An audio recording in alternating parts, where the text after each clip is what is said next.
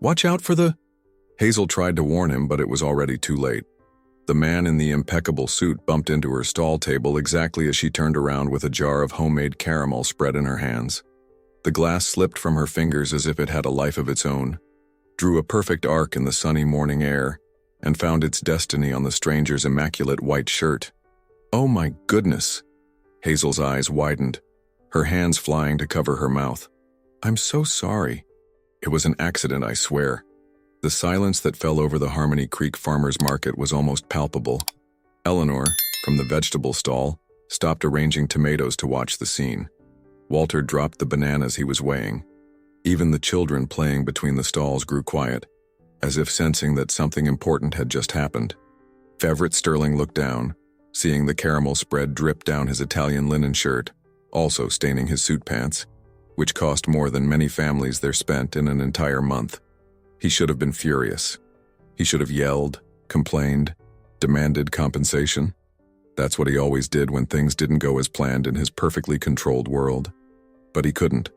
There was something in the desperate expression of the young woman in front of him that completely disarmed him.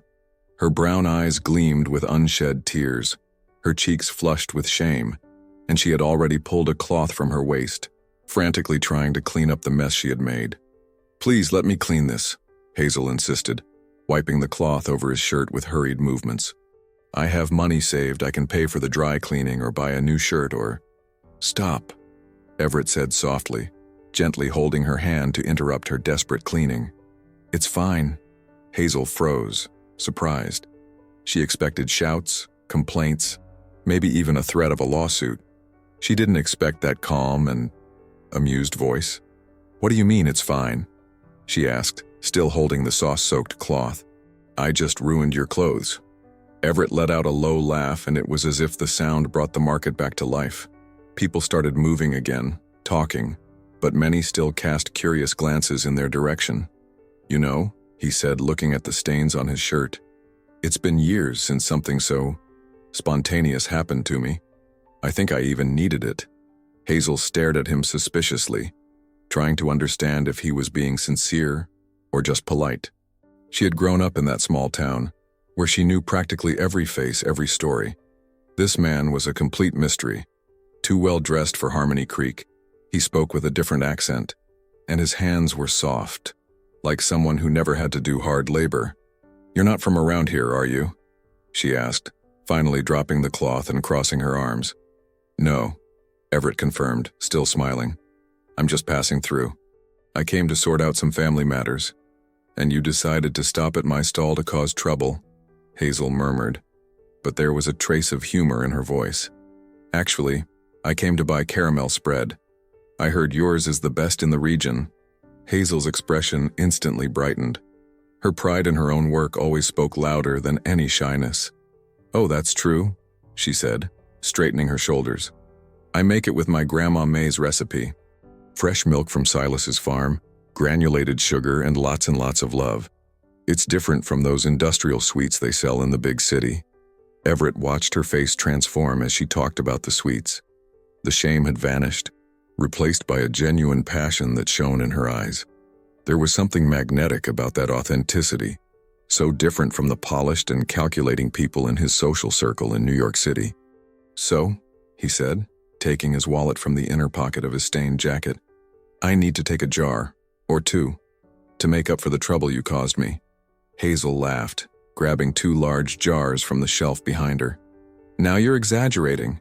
A dirty shirt isn't worth 2 pounds of caramel spread. Perhaps not, Everett agreed, extending a bill that made Hazel's eyes widen again. But an interesting morning is worth much more than that. She took the money with hesitant fingers, returning the change with mathematical precision learned from years at the market. But when their hands briefly touched during the exchange, both felt a strange spark, as if the chance encounter of that morning had been planned by greater forces. What's your name? Everett asked, putting the jars in a paper bag. Hazel, she replied, tucking a strand of brown hair behind her ear. Hazel Miller, and you? Everett Sterling. The name resonated familiarly in Hazel's mind, but she couldn't place where she had heard it before. Everett noticed her thoughtful expression and smiled. Well, Hazel Miller, he said, starting to walk away from the stall, I think our interesting morning has come to an end, at least for today. For today? Hazel repeated, frowning. Everett was already a few steps away, but he turned back one last time. Well, I still need more caramel spread, and you still need to teach me how to behave properly at a farmer's market. And with that, he disappeared between the stalls, leaving Hazel standing there, her heart beating at a strange rhythm and a question pounding in her head. Why did she have the feeling that she had just met someone who would completely change her life? "Grandma May, do you know anyone named Everett Sterling?" Hazel asked as she helped her grandmother peel potatoes for lunch. The elderly woman stopped her hands and raised her attentive eyes to her granddaughter. "Sterling," she murmured thoughtfully. "That name sounds familiar. Why do you ask, dear?" Hazel told her about the encounter at the market, omitting only the strange feeling that had lingered in her chest after the man left. Grandma May listened in silence with that shrewd expression Hazel knew so well. "Ah, yes," her grandmother exclaimed suddenly, hitting her thigh. "The Sterlings owned Evergreen Ranch, up high in the hills. A very respected family of coffee growers. But I haven't heard from them in about 20 years. And what happened? Old Mr. Sterling died, and the youngest son moved to New York City and abandoned the property. They say he became a businessman in the capital." Grandma May went back to peeling potatoes, but Hazel noticed the curious twinkle in her eyes. "By any chance, is this Everett fellow handsome?" "Grandma." Hazel blushed violently. "What kind of question is that?" "Oh, child, I'm old, but I'm not blind. I saw how you came home today. Distracted, smiling to yourself." Hazel rolled her eyes, but couldn't completely deny it. All morning she had caught herself thinking about the stranger's smile, his unexpected kindness, the promise to return. At Evergreen Ranch, Everett walked among the abandoned coffee plants, observing the weeds that had taken over the drying patios where his grandfather used to dry the beans. The property was in ruins, but there was still beauty in those rolling mountains, in the clean air, in the silence that only the countryside offered. He had lied to Hazel. He wasn't just passing through. He had come to make an important decision: sell the ranch or try to revitalize it. In New York City, his lawyers were pushing for the sale. A construction company was offering a fortune for the land, wanting to build a luxury condominium. But something about that morning at the market had moved him in an unexpected way. Hazel's authenticity, the affection with which she spoke about the sweets, the way people in town greeted her with genuine warmth. It was all so different from the artificial world he lived in. His phone rang, pulling him out of his reverie. "Everett, you disappeared," said the feminine voice on the other end.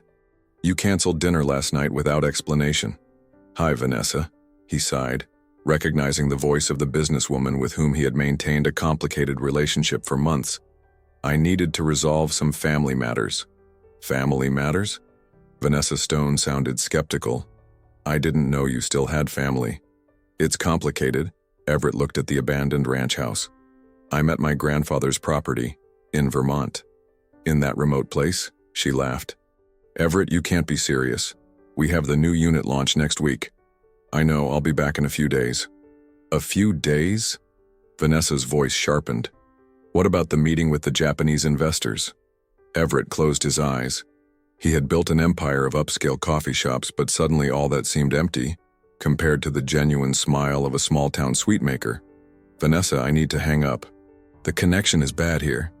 "Everett, don't you dare." He hung up the phone and put it on silent. For the first time in years, he just wanted peace to think. In the late afternoon, Hazel was closing her stall when she saw him approaching. Everett had changed his stained suit for a polo shirt and jeans, but he still looked out of place in the middle of the market. "You really came back," she said, trying to sound casual. "I said I would." He smiled. "And I brought this."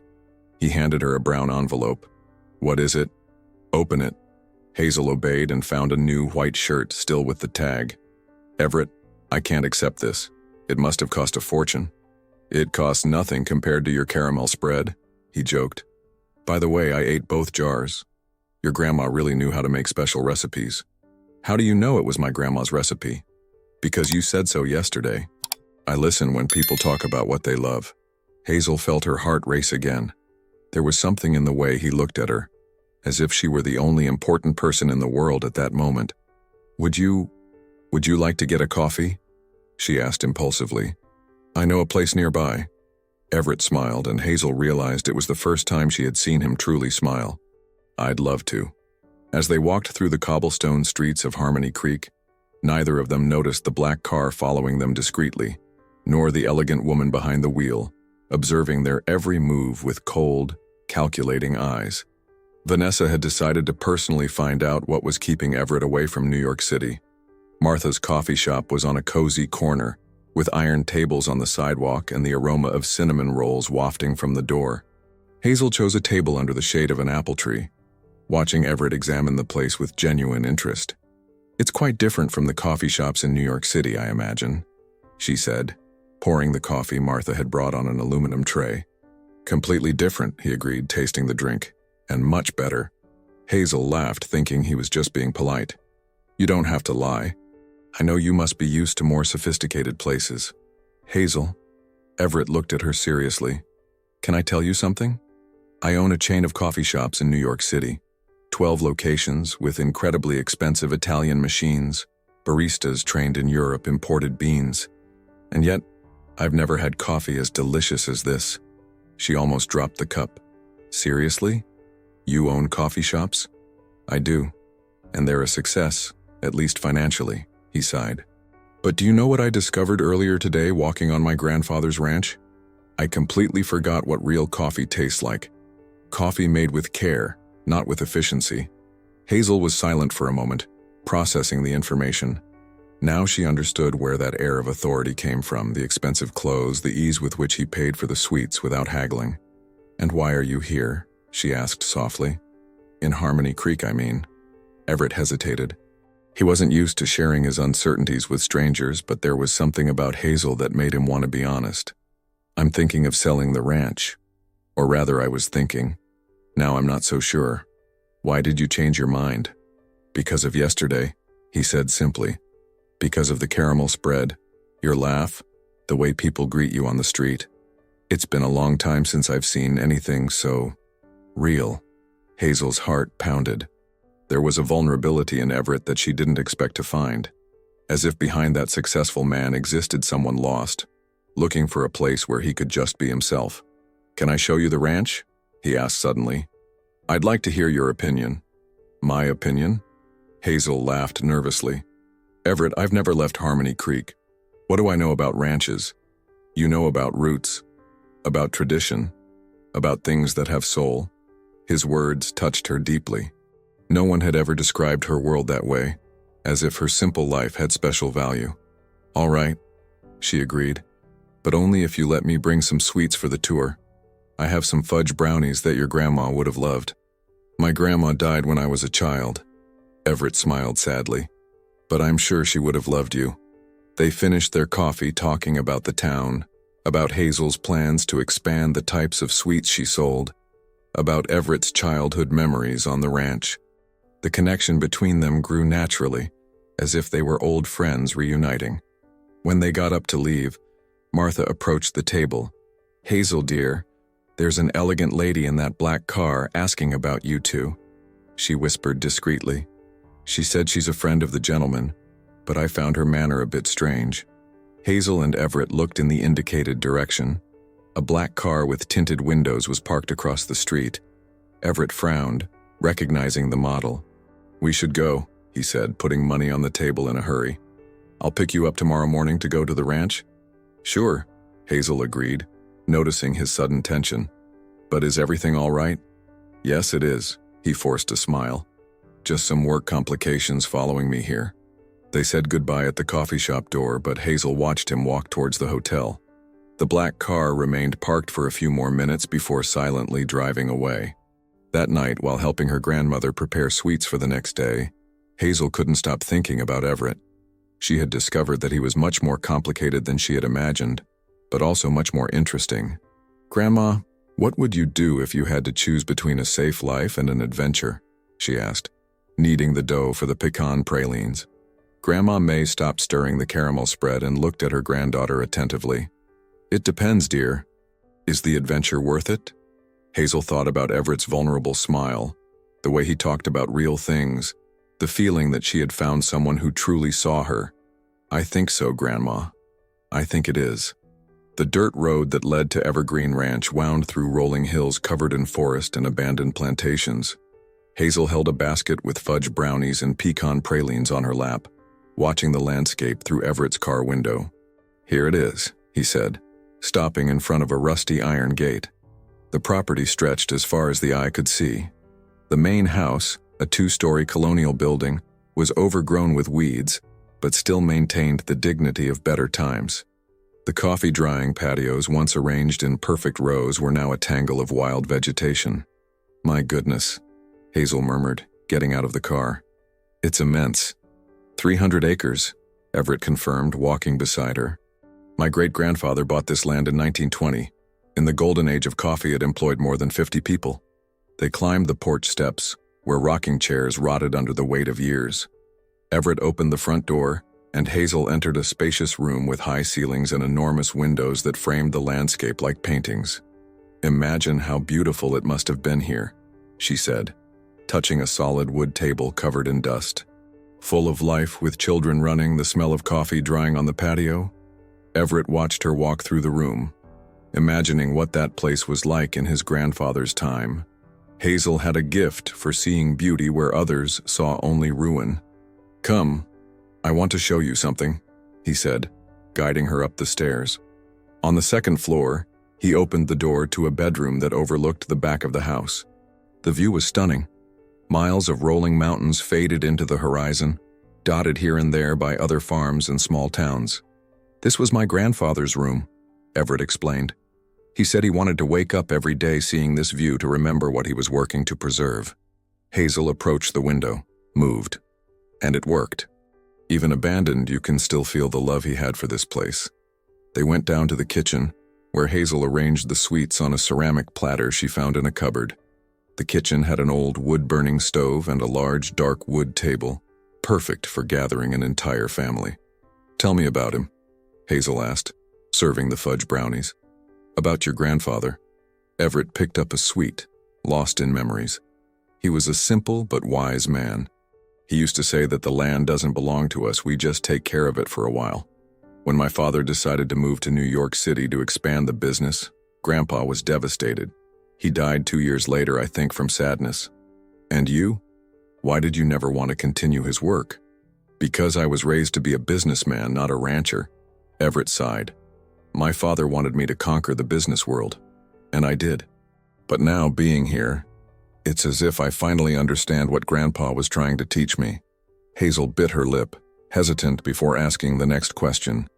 "What will happen if you sell?" "A construction company wants to tear everything down and build a luxury condominium. Houses for New Yorkers to spend their weekends." Hazel's expression darkened. "That would be terrible. All this history, all this beauty, destroyed." "I know," he sadly agreed. "But revitalizing a ranch this size requires a lot of investment, a lot of time. And I have responsibilities in New York City." "And if you didn't?" Hazel asked impulsively. "If you could choose freely, what would you do?" Everett looked at her for a long moment. There was something in her question that forced him to confront his own desires, hidden for so long under obligations and expectations. I think I'd try to make this work again," he admitted. "Organic coffee, maybe. Rural tourism. Something that honored Grandpa's memory but also made sense today." Hazel smiled, and it was as if the sun had entered the abandoned kitchen. "That would be wonderful, Everett. Imagine how many jobs that would create in Harmony Creek. How many families could work here, raise their children in this beautiful place." For the first time in months, Everett could visualize a different future for himself. A future where he would wake up every day with that mountain view, where his work would have a greater purpose than just profit. But then his phone rang, breaking the enchantment of the moment. It was Vanessa, again. "Sorry," he told Hazel. "I need to take this." As he left the kitchen to talk on the phone, Everett didn't notice the shadow moving among the trees near the house, nor the camera that recorded every moment of that special afternoon on the Dream Ranch. "Everett, where on earth are you?" Vanessa's voice echoed irritably through the phone. "The Japanese investors arrived yesterday and you just disappeared." Everett moved away from the house, looking for a place where Hazel couldn't hear the conversation. "Vanessa, I told you I needed to resolve family matters. Reschedule the meeting." "Reschedule?" she shouted. "That's $15 million in investment. They came from Japan specifically to meet you. Then you be the host. You know the project as well as I do." On the other end of the line, Vanessa took a deep breath, changing her strategy. "Everett, what's happening to you? This isn't like you. You've never been irresponsible like this." "Maybe I'm starting to discover who I really am," he replied, watching Hazel through the kitchen window, arranging the dishes carefully. "All right," Vanessa said, with a coldness he didn't notice. "If you want to play rancher, have fun. But don't expect me to cover for you indefinitely." The call ended abruptly. Everett returned to the kitchen where he found Hazel washing dishes in an old sink. "Everything all right?" she asked, noticing his tense expression. "Work problems," he sighed. "Nothing that can't wait." Hazel dried her hands on a dish towel and approached him. "Everett, can I ask you something? Are you happy? In New York City, I mean, with your life there?" The question caught him off guard. No one had ever questioned his happiness before, only his success. "I don't know," he admitted. "I think I stopped asking myself that a long time ago. Maybe it's time to start asking yourself again." They spent the rest of the afternoon walking around the property. Hazel asked questions about every detail: how the coffee drying process worked, where the workers' quarters were located, what social life was like on the ranch in its heyday.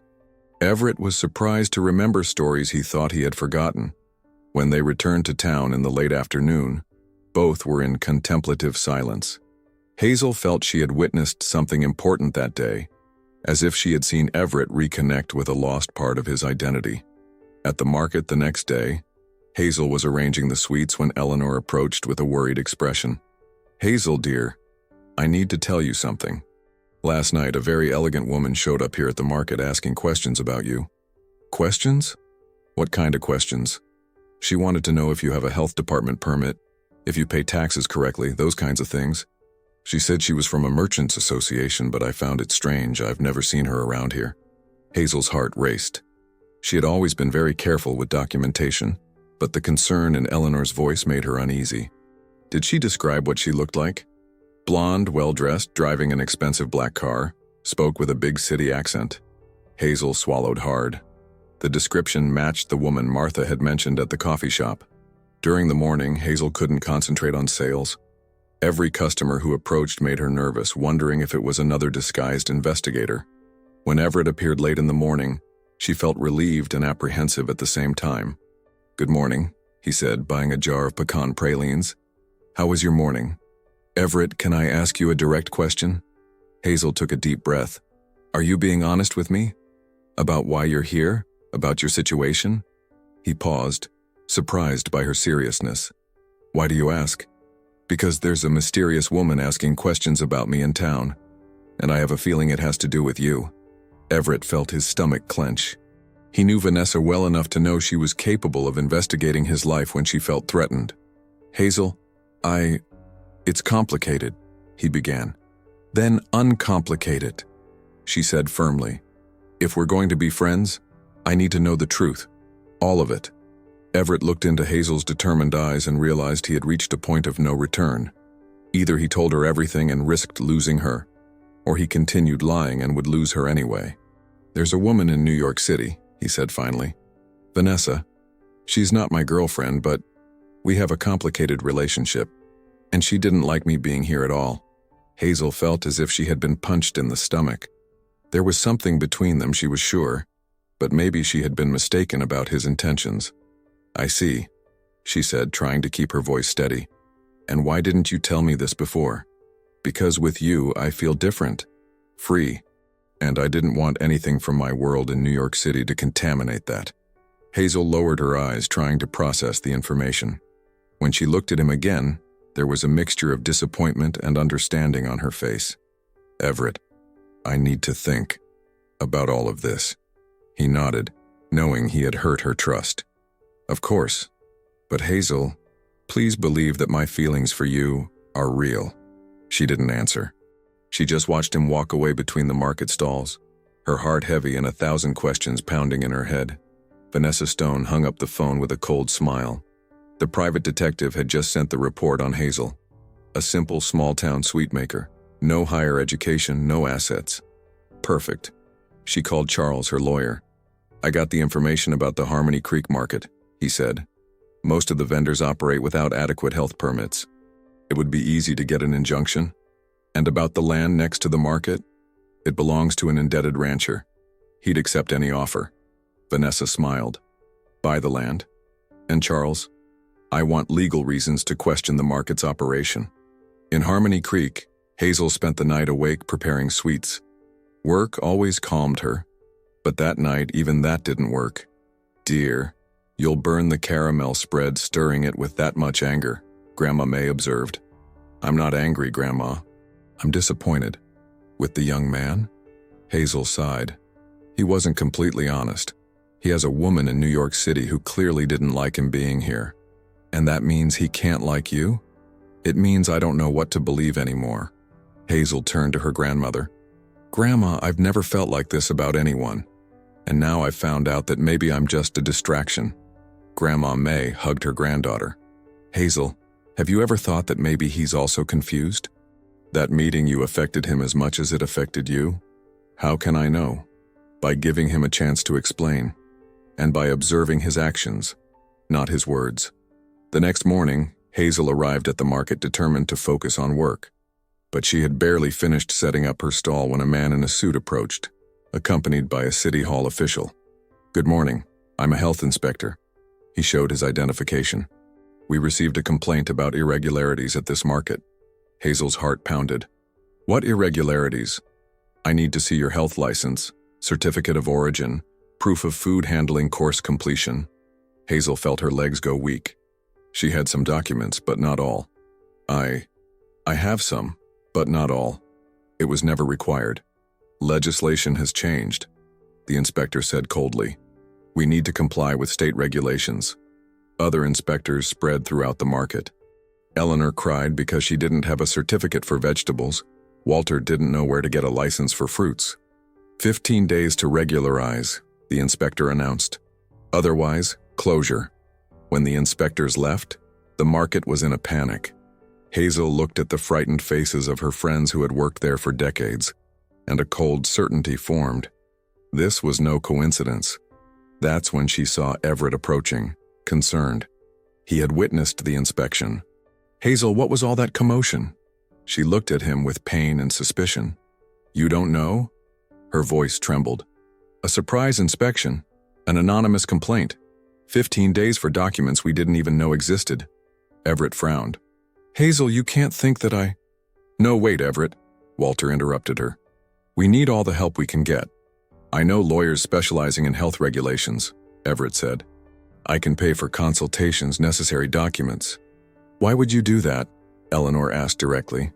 Because I know there are people trying to destroy this for personal reasons. Hazel frowned. What reasons? Hazel, can I speak with you privately? They went out into the backyard. The full moon illuminated Grandma May's herb garden.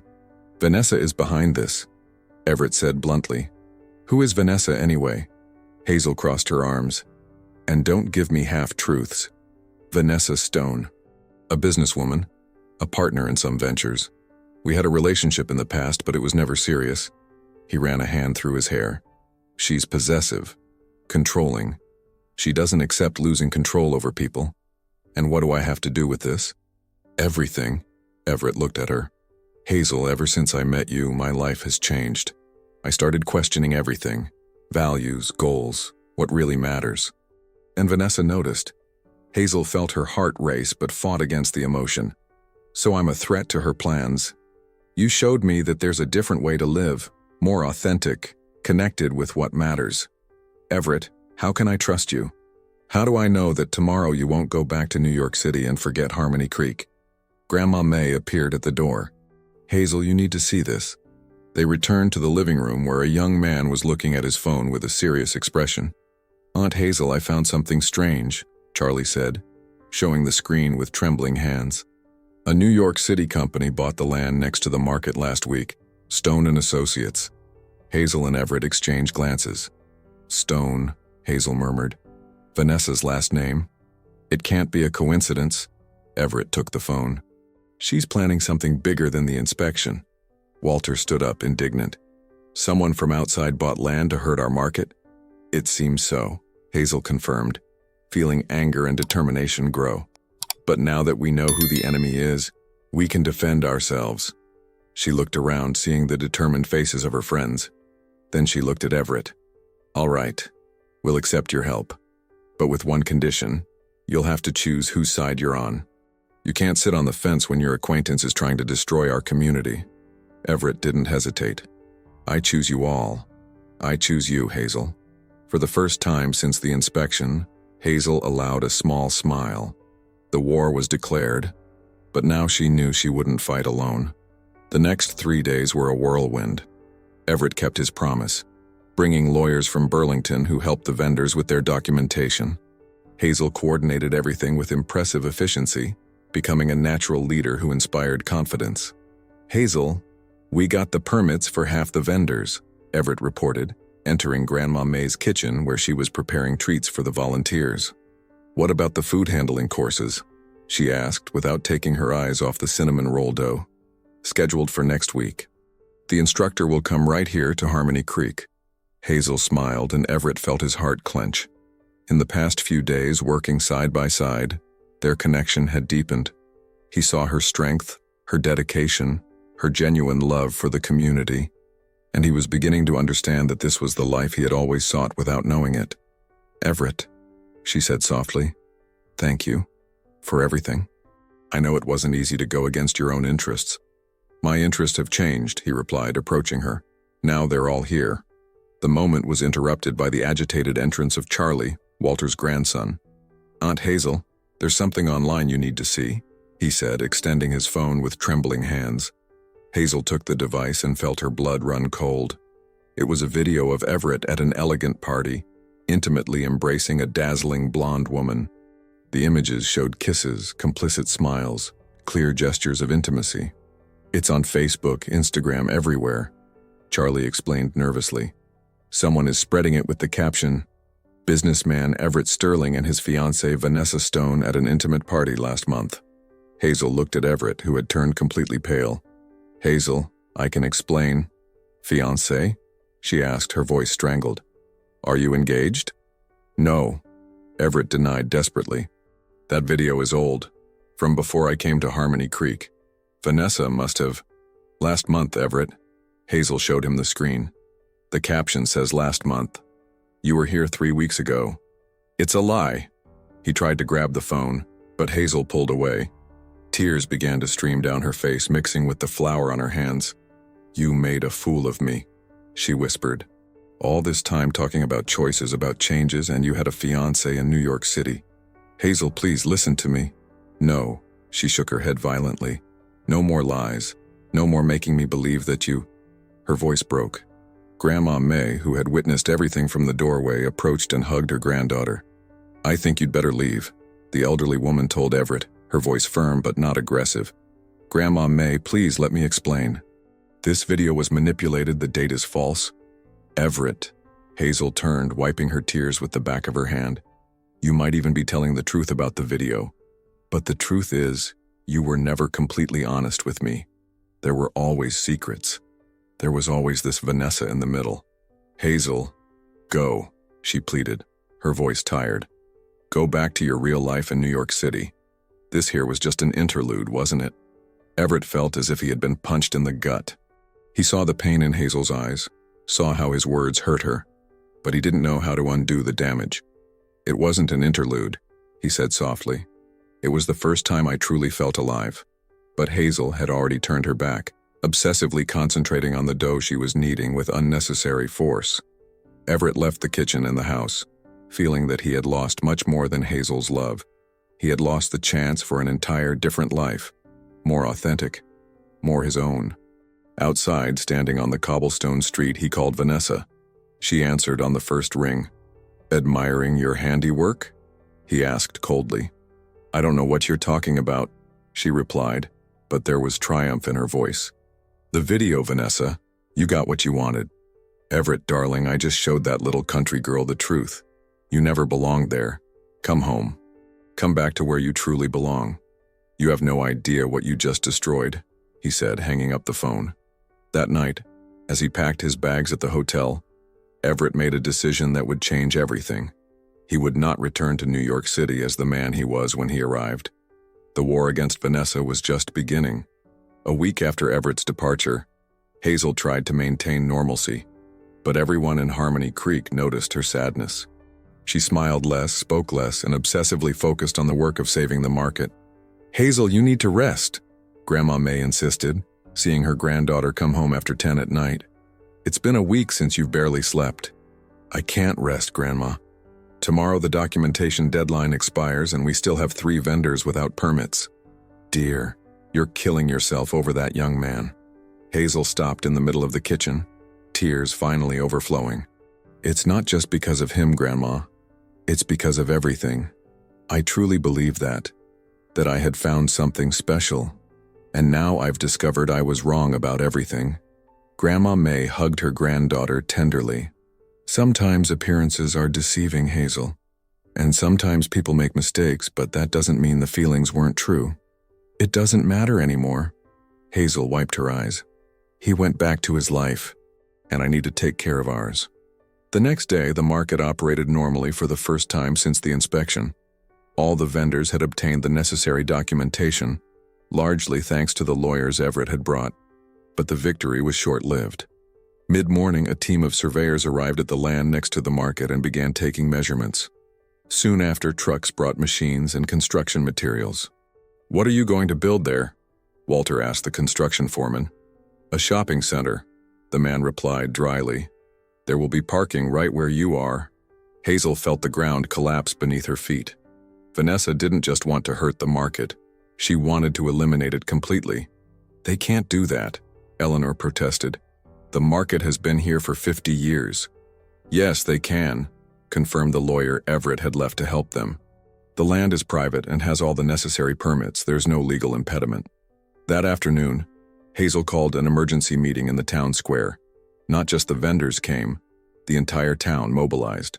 Merchants, teachers, retirees, young people. Everyone understood that the market was more than just a place of commerce.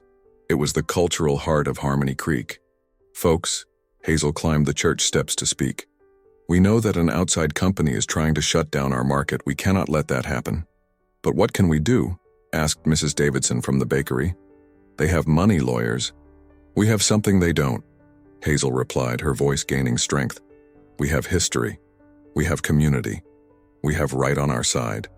A young local journalist raised his hand.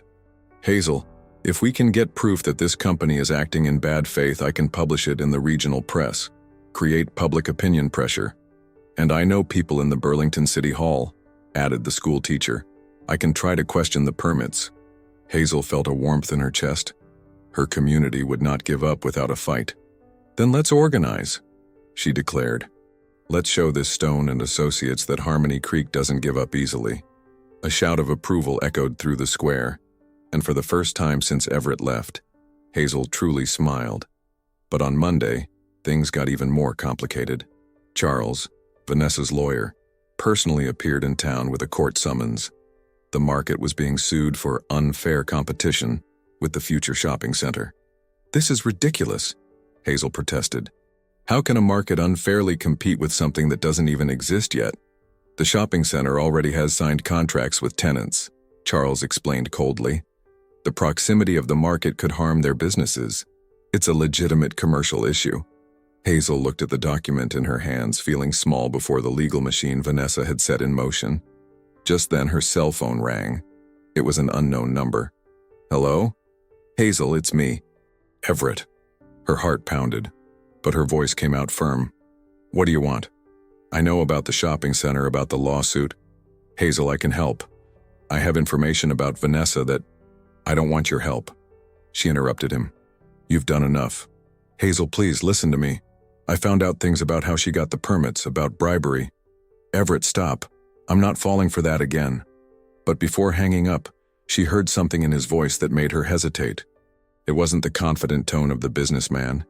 It was real desperation, as if he was suffering as much as she was. "Hazel," he said quickly, noticing her hesitation, "I made mistakes. But my feelings for you are true, and now I know exactly who Vanessa is. Let me help you fight her." Hazel closed her eyes, torn between the heart that still ached with longing and the reason that screamed not to trust him again.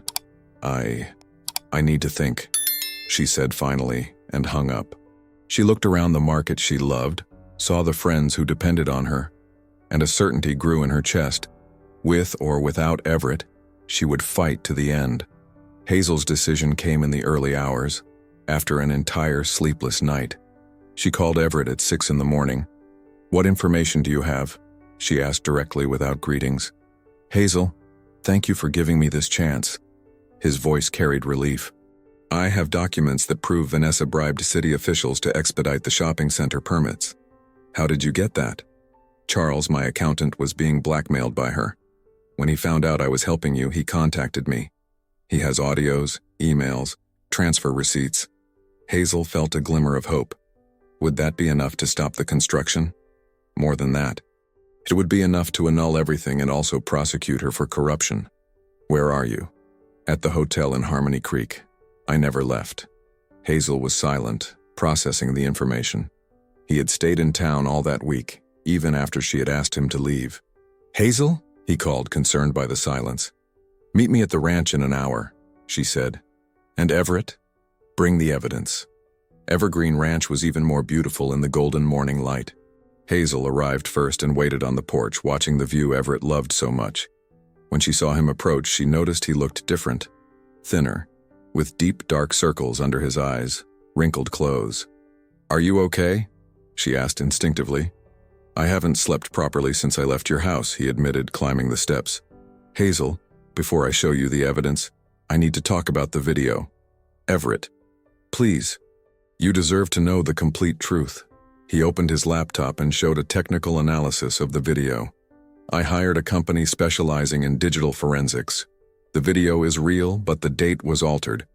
It was made 8 months ago at a business party. Vanessa and we did have a relationship at the time." Hazel swallowed hard. "But it ended long before I came to Harmony Creek," he continued. "Vanessa wouldn't accept the breakup. When she realized I was changing because of you, she decided to destroy me." He opened other files. Audios of Vanessa instructing subordinates, emails about land purchases, suspicious transfers. "My God," Hazel murmured, listening to a recording where Vanessa clearly said, "I want that market destroyed and that country girl away from Everett." "There's more," Everett said. "Charles discovered she planned to use the shopping center for money laundering. That's why the rush with the permits." Hazel stood up, walking to the window. The anger she felt was different from anything she had ever experienced. Cold, focused, determined. "What do we do with this?" "We hand everything over to the FBI. Charles has already given his testimony. Vanessa will be arrested today. And the shopping center? All permits will be revoked. Construction will be halted." Hazel turned to face him. "Why did you do this? Why did you risk your businesses, your life in New York City?" Everett approached slowly. "Because I understood one thing. I can rebuild businesses. I can make money again. But I can't rebuild what I feel for you. I can't pretend that this ranch, this town, you haven't changed everything for me. Everett, Hazel, I know I hurt your trust. I know I made mistakes. But if you give me a second chance, I promise there will never be any more secrets between us." She looked into his eyes and saw something that wasn't there before. Complete vulnerability, raw truth. A man who had chosen to shed all masks. "And your businesses in New York City?" "I sold everything. Well, almost everything. I only kept one coffee shop, which will now be managed by a partner. I want to invest in the ranch, Hazel. I want to create something new here. And what if I say no? What if I say I can't trust you again?" Everett smiled sadly. "Then I'll respect your decision. But I'll stay in Harmony Creek anyway. I'll rebuild this ranch. I'll help this community. Because it was here that I learned who I truly want to be." Hazel was silent for a long moment, observing the man in front of her. He was no longer the arrogant businessman who had spilled caramel spread on his clothes. He was someone who had chosen to give up everything for what he believed was right. "There's one condition," she said finally. "What?" "No more half-truths. No more secrets. If we're going to try again, It has to be with complete honesty. Everett smiled, and it was as if the sun had risen again. I promise. Forever. And when he kissed her there on the porch of Evergreen Ranch, Hazel knew that some stories truly deserve a second chance. The news reached Harmony Creek that same afternoon. The local journalist called Hazel, almost shouting with excitement. "Hazel! Vanessa Stone has been arrested by the FBI. It's on all the television channels." The entire market stopped to watch the news on a makeshift television at Walter's stall. The images showed Vanessa being led away in handcuffs from her office in New York City, while the report detailed the corruption and money laundering scheme. Businesswoman Vanessa Stone is accused of bribing public officials to expedite construction permits and using real estate ventures to launder money of suspicious origin, the reporter narrated. Eleanor clapped her hands, emotional. Thank goodness. Justice has been served. And look, the journalist continued on the phone, the shopping center construction has been halted. The permits have been revoked. The market is saved. A shout of joy echoed throughout the market. Vendors hugged each other. Customers applauded. Children ran between the stalls as if it were a street festival. Hazel smiled, but her mind was already working on the future. Everyone, she called everyone's attention. This is an incredible victory, but we can't relax. We need to organize ourselves better so that nothing like this happens again. What do you mean, Hazel? Asked Walter. We're going to create an official vendors association. With bylaws, elections, everything properly structured. And we're going to work with the city council to turn our market into a cultural heritage site for the town. The idea was met with enthusiasm. In the following days, Hazel coordinated meetings to structure the new association. Everett participated discreetly, offering help when requested, but respecting her leadership. A week later, another piece of news stirred the town. Charles, Vanessa's former employee who had provided the evidence, decided to move to Harmony Creek. I want to restart my life away from all that filth, he explained to Hazel. And I heard there are honest people here. Yes, there are, Hazel smiled. And there's always room for those who want to work honestly. Charles proved to be a valuable ally. With his administration experience, he helped structure the Vendors Association and even suggested creating a quality seal for local products. You have something special here, he said at a meeting. Artisan products, traditional recipes, superior quality. That can be a huge differentiator. What do you mean? Eleanor asked. A controlled designation of origin label, like French wines, European cheeses, Harmony Creek sweets, mountain treats, with quality certification and a story behind it. Hazel was excited about the idea. It was a way to further value everyone's work and create a unique identity for the market. Meanwhile, Everett spent his days on the ranch planning its revitalization. He hired local workers, consulted organic farming specialists, and began clearing the coffee-drying patios. Want to see something? He called Hazel one afternoon after she finished at the market. He took her to a part of the ranch she didn't know, where he had discovered old but still productive coffee plants. These plants are more than 50 years old, he explained, touching the plants gently. My grandfather planted them. The coffee quality is exceptional. Hazel tasted a bean and her eyes lit up. Everett, this has the purest flavor I've ever experienced. Exactly. And you know what I'm thinking? A partnership between the ranch and the market. Specialty coffee from Evergreen Ranch, Hazel Sweets, a unique Harmony Creek brand. The idea was perfect. Hazel could imagine it. Elegant packages of coffee with her artisan sweets telling the story of the century-old ranch and Grandma May's recipes.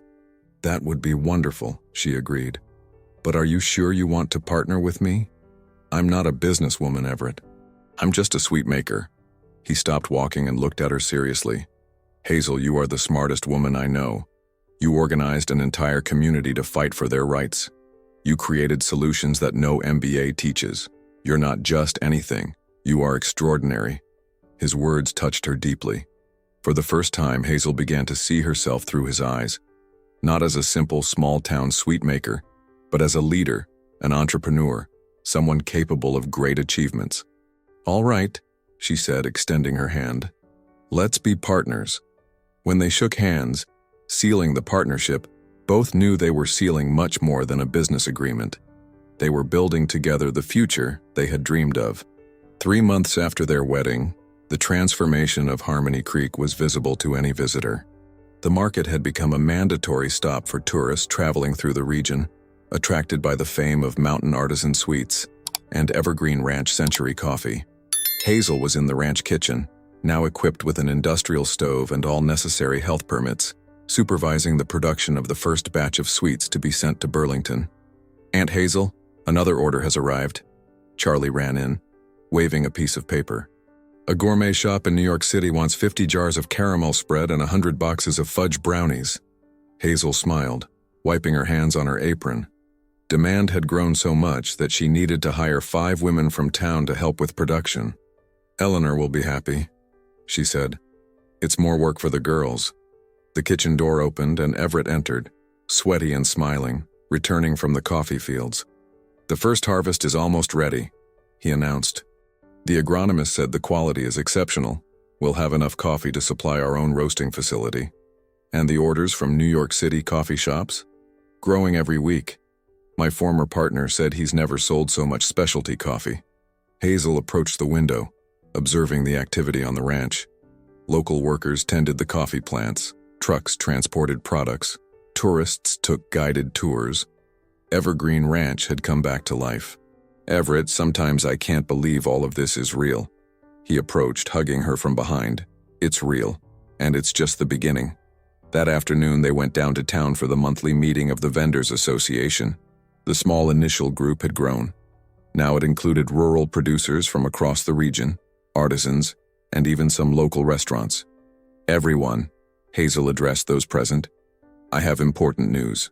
We've been selected to participate in the National Sustainable Business Expo in Washington, D.C. A murmur of excitement ran through the room. "This means," continued Charles, now the association's secretary, "that Harmony Creek will be presented as a model of sustainable development for the entire country." Walter raised his hand, proud. "And to think it all started with that inspection mess." "It wasn't a mess," Eleanor corrected. "It was a blessing in disguise. It forced us to organize ourselves properly." Hazel looked around the room, seeing faces that once showed worry and now shone with hope. The community had transformed, but so had she. After the meeting, Hazel and Everett walked through the cobblestone streets to the town square, where there was a bench under a century-old apple tree. "Hazel," Everett said, stopping suddenly, "can I ask you a question?" "Of course. Are you happy? I mean, with all of this we've built?" She laughed, surprised by the question. "Why do you ask?" "Because sometimes I worry that maybe you feel your life has become too complicated. Before it was just you, your grandma, the simple market." Hazel held his face with both hands. "Everett, my life didn't get complicated. It got complete. Before, I only took care of my little stall. Now I help take care of an entire community. Before, my sweets made a few neighbors happy. Now they reach people in several cities." "And me?" he asked, vulnerable. "Do I complicate your life?" "You," she smiled, "made me discover that I can be much more than I imagined. You showed me that I can dream big without losing my roots." They kissed under the apple tree, and Hazel felt that she had finally found the perfect balance. Growth without losing her essence, success without forgetting her values, love without giving up her independence. "Hazel," Everett said, pulling back slightly, "there's one more thing. A surprise." "What surprise?" He took an envelope from his pocket. "It arrived today. A letter from the State University of Vermont. They want to study our sustainable development model, and they want you as a consultant for the project." Hazel's eyes widened. "A consultant? Me? You, Hazel Miller, future honoris causa doctor in sustainable community development?" She laughed, incredulous. "Everett, I barely finished high school. And you created something that university professors want to study. Doesn't that tell you anything about how much you've grown?" Hazel looked at the envelope in her hands, then at the man who had come into her life spilling caramel spread and ended up becoming her biggest supporter. "You know what I find most incredible?" she said. "It's not the business success or the recognition. It's discovering that we can transform ourselves without ceasing to be who we are. And having the courage to plant new dreams without uprooting the old ones," he completed. "So, are we ready for the next phase?" "What next phase?" He knelt right there, in the square, taking a simple but elegant ring from his pocket. The phase where we formalize this partnership for life. Hazel Miller, will you marry me? Yes, Hazel shouted in the square, not caring about the curious glances. Yes, I want to marry you. When Everett placed the ring on her finger, people witnessing the scene applauded spontaneously. In minutes, the news spread throughout Harmony Creek. My dear, Grandma May cried when Hazel arrived home. I knew that young man was special, from the very first day. How did you know, Grandma? Because he looked at you the same way your grandfather looked at me, as if you were the most precious thing in the world. The preparations mobilized the entire town. Hazel insisted on a simple ceremony, but the community wouldn't let it be small. Eleanor offered flowers from her garden. Walter took charge of the fruits. Father Michael insisted on performing the ceremony personally. Where will it be? Charles asked. At the ranch, on the porch of the main house overlooking the mountains. And the reception? On the coffee drying patio. Outdoors, among the apple trees. Everett offered to hire a company from New York City, but Hazel refused. This wedding will be made by the hands of the people we love. Every detail will have the affection of our community. The night before, Hazel couldn't sleep. She found Grandma May on the porch watching the stars. Nervous, dear? A little. Grandma, what if I don't know how to be a wife? Grandma May chuckled softly. Hazel, you'll continue to be you. Marriage doesn't change who you are inside. It just gives you a companion to share who you are. What if it goes wrong? Dear, when two people truly love and respect each other, what could go wrong? On the morning of the wedding, Hazel woke up to the smell of fresh coffee. It was a perfect day. Blue sky, golden sun, gentle breeze. Her friends arrived early to help her. The dress was simple but elegant, delicate lace that reminded her of her grandmother's napkins. Hazel, you look beautiful, Eleanor sighed. When it was time, Hazel walked down the aisle on Walter's arm, chosen as her escort. Ready, my dear? Ready. She took a deep breath. The porch was decorated with wildflowers and coffee branches.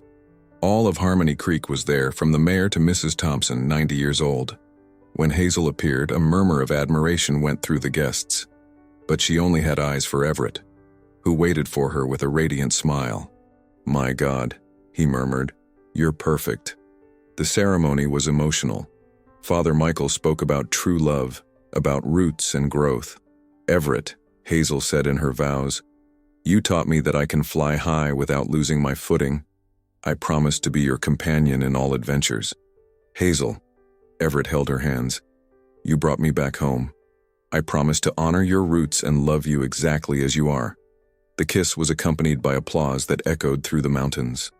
The party lasted until dawn. Tables spread out offered Hazel's sweets, coffee from the ranch, treats from the women of the town. A country band played music that made everyone dance. Your grandfather would be proud, Grandma May told Hazel. You found a man who understands the value of simple things. When the last guests left and the sun rose over the mountains, Hazel and Everett were left alone on the porch. Ready for our new life? He asked, hugging her. Our life already began a long time ago, Hazel smiled. Today we just formalized what our hearts already knew. There, with the first sun illuminating the coffee fields and the scent of apple trees in the air, they knew they had found much more than love. They had found home. A year after the wedding, Hazel was on the porch of Evergreen Ranch observing the activity that had become routine. Tour buses arriving for guided visits, university students researching sustainable development, journalists documenting the Harmony Creek miracle. Honey, another proposal arrived. Everett approached, holding an elegant envelope. A hotel chain wants to open a resort here in the region. Hazel took the letter, read it quickly, and smiled. And what do you think? I think we should ask the community. After all, we learned that the best decisions are made together. She stood up and kissed him softly. A year of marriage had only confirmed what both already knew. They were true partners, complementing each other without ever trying to change one another. You know what makes me most proud? Hazel said, pointing to the market down below, where her stall was now managed by 3 young women from town whom she had trained. Seeing that our work created opportunities for others. And you know what surprises me most? Everett hugged her. Discovering that I can be more successful by being authentic, then by being what I thought I should be. Evergreen Ranch had become a national model for sustainable rural tourism. The organic coffee was exported to 3 countries, and the artisan sweets reached the best gourmet stores in the United States. But most importantly, all of this had been built without losing its essence. "Aunt Hazel," Charlie's voice echoed from the drying patio. "There are TV people here who want to talk to you too."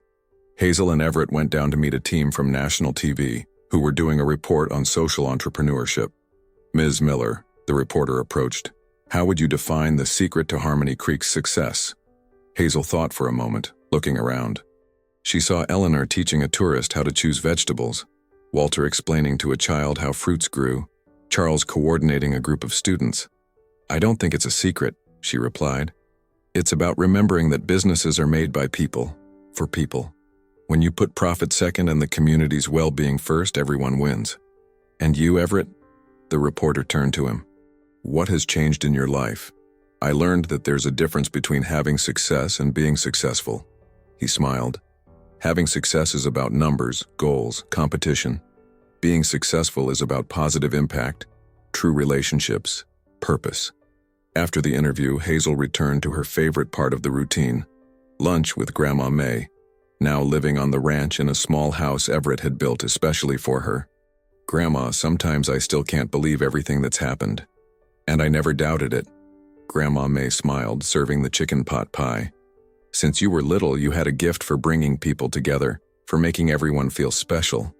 You just needed to discover that you could use that on a larger scale. There's something I want to tell you." Hazel held her grandmother's hand. "I'm pregnant." Grandma May's face lit up like the sun. "Oh, my dear," she cried with joy. A new generation to continue our story. That afternoon, Hazel and Everett walked through the coffee fields, planning what it would be like to raise a child in that environment of abundance and simplicity. "What should we name him or her?" Everett asked, his hand on Hazel's still flat belly. "If it's a girl, May, in honor of Grandma. If it's a boy, how about Sterling, like your grandfather?" "Perfect." Uniting the 2 families, the 2 stories. They stopped at the top of the hill where they had a complete view of the property. Down below, the ranch functioned like a living organism. Workers tending the plants, tourists learning about coffee, children from town playing among the trees during a school visit. "Everett," Hazel said softly, "remember the day you I spilled caramel spread on your clothes?" He laughed. "How could I forget? It was the day my real life began. Do you believe in destiny?" "Now I do. I believe that some people are placed in our lives to show us who we truly can be." Hazel turned to him, her eyes shining. "Then we are very lucky, because we found that in each other." The sun began to set behind the mountains, painting the sky with golden hues that reflected in the coffee fields. From that height, they could see all of Harmony Creek, the bustling market, the simple but well-kept houses, the square where it all began. "You know what I discovered?" Hazel said, resting her head on Everett's shoulder. "The extraordinary isn't in distant places or complicated lives. It's in finding purpose in the place where your feet are planted, and in having the courage to plant new dreams without uprooting the old ones," he completed. As they walked home hand in hand, Hazel thought about how life could surprise. She had started as a simple sweet maker who dreamed only of preserving her grandmother's traditions. Now she was a mother, a wife, a businesswoman, a community leader, a model of inspiration for other towns. But deep down, she remained the same Hazel, someone who believed in the power of simple gestures, authentic flavors, true relationships. Because sometimes to find the extraordinary, you just need to have the courage to be extraordinarily authentic and more true.